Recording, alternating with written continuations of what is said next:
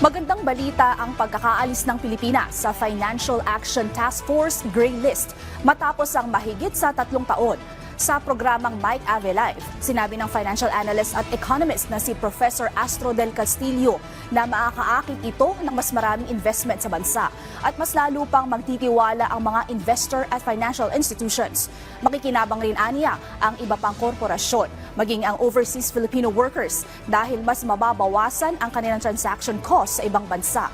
Wala na rin anyang pangamba kapag nagpapadala ng pera ang mga OFW mula sa Pilipinas. Samantala sa usapin naman ng gold reserves, maituturing itong non-issue sa ngayon ayon kay Del Castillo. Ito ay dahil pinagtitiwalaan naman ang mga opisyal ng Bangko Sentral ng Pilipinas na magbenta ng ginto para gamitin sa pangangailangan ng gobyerno.